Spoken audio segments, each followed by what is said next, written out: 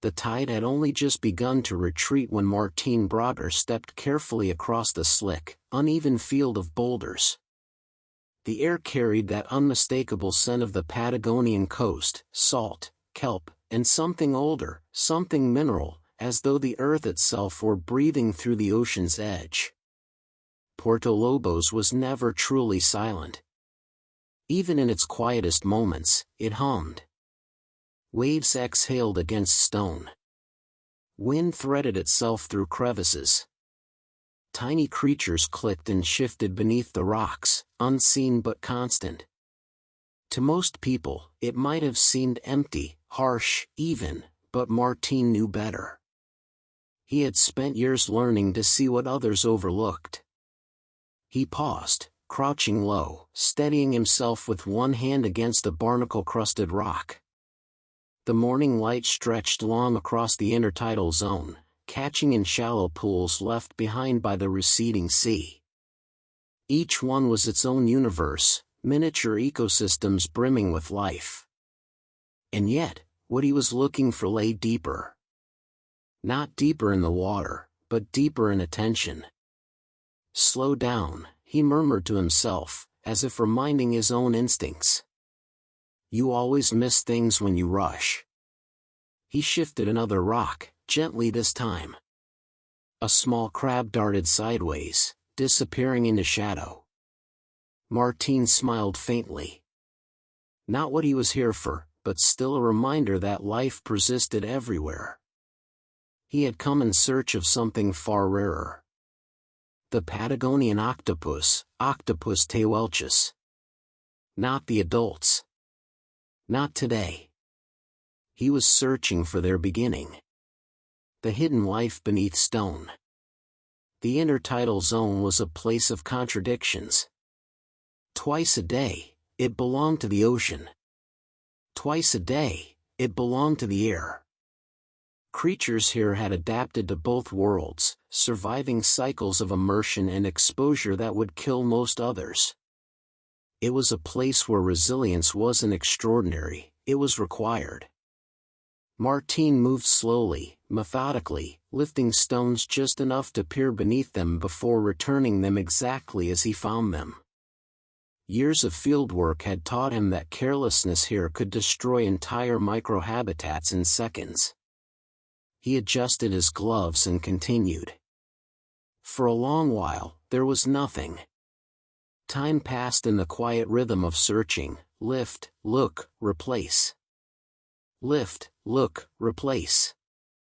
Until finally, he froze. There, nestled inside the hollow curve of an old oyster shell tucked beneath a larger rock, was something delicate. Fragile. Almost invisible at first glance. A cluster. Small, translucent, glistening.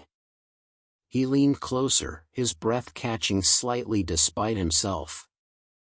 Eggs.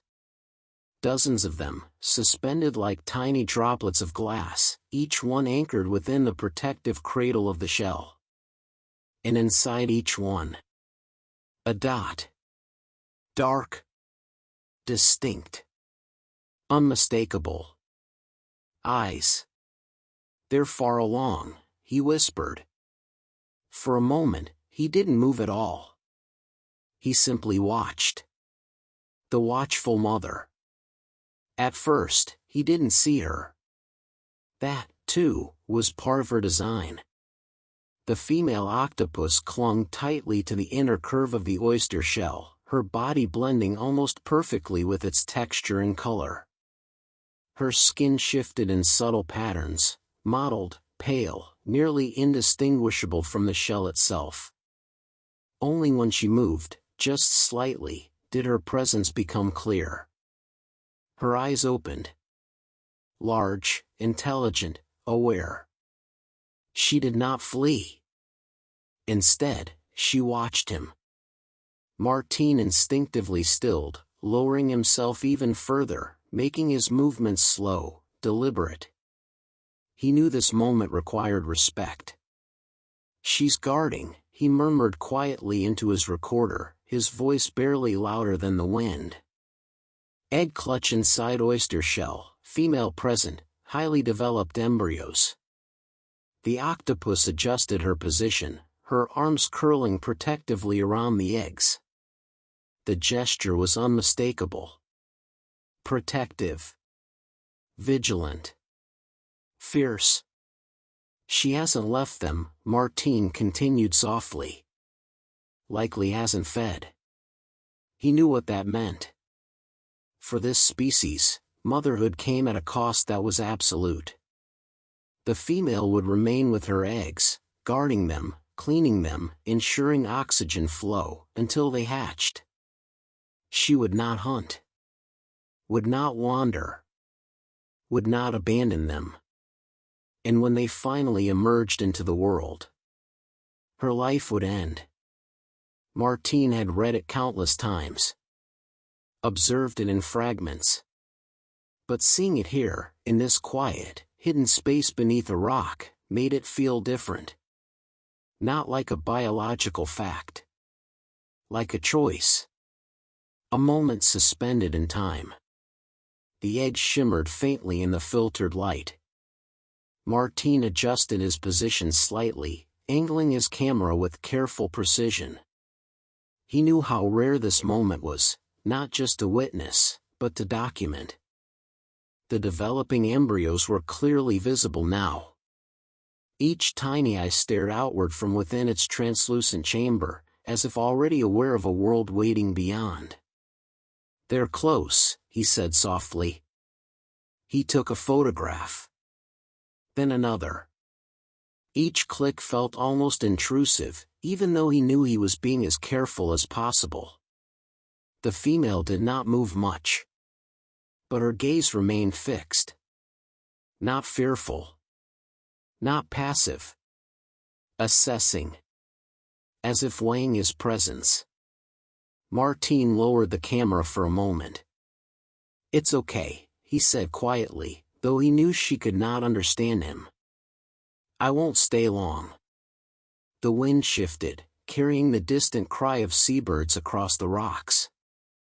Somewhere beyond the horizon, the tide would soon begin its return. Time, here, was always limited. Beneath the surface of the known. As he sat there, watching, Martine felt something he often struggled to explain to others. A kind of quiet astonishment. People spoke of discovery as something dramatic, something loud.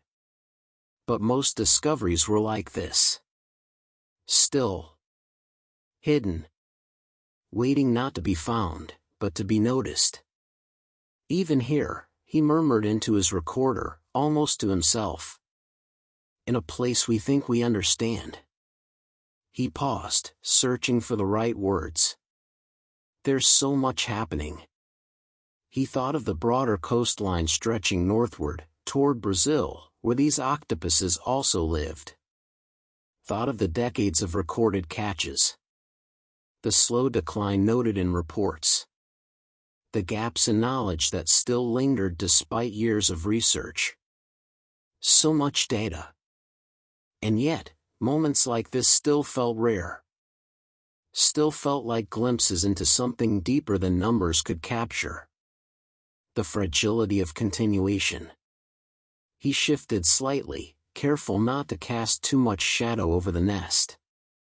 Population trends uncertain, he continued quietly. Regional decline reported over the last 50 years. Causes likely include fishing pressure, habitat disturbance. He hesitated. Those words, fishing pressure, habitat disturbance, felt clinical. Detached. They did not capture this. This fragile cluster of life. This silent, watchful mother who would never see another tide beyond her vigil. This moment, balanced between continuation and loss. He looked again at the eggs. Each one held a future. Each one depended entirely on this small, hidden space remaining undisturbed. And yet, how easily it could be disrupted. A misplaced step. A shifted rock. A careless hand. Or something larger. Something farther away, rippling outward into ecosystems in ways not always immediately visible. A silent understanding. The octopus moved again, just slightly. One arm extended, brushing gently across the eggs, as though checking them. Cleaning them. Ensuring they remained free of debris. The motion was delicate. Intentional. Martine watched, transfixed. "She's tending them," he whispered. There was something profoundly intimate about it. Not in the human sense, but in something deeper. Something instinctual and ancient. Care. Unquestioning. Absolute. For a brief moment, Martine felt as though he were intruding on something sacred. He lowered his camera completely. And simply watched. The edge of departure. The tide was turning. He could feel it before he saw it, the subtle shift in the air, the faint change in the rhythm of the waves. Soon, the ocean would reclaim this space, covering the rocks, the pools, the hidden nests. Covering everything. He took one final photograph. Then slowly, carefully, he replaced the rock above the oyster shell, ensuring it settled exactly as it had been before. The darkness returned to the small chamber beneath. The octopus. The eggs. Hidden once more. Protected. He sat back on his heels for a moment, exhaling slowly. "Location marked," he said into the recorder. "Nest undisturbed." He looked out toward the horizon. The sea was coming back. A story beneath the waves. As Martine made his way back across the rocks, he carried with him more than just photographs and notes. He carried a story.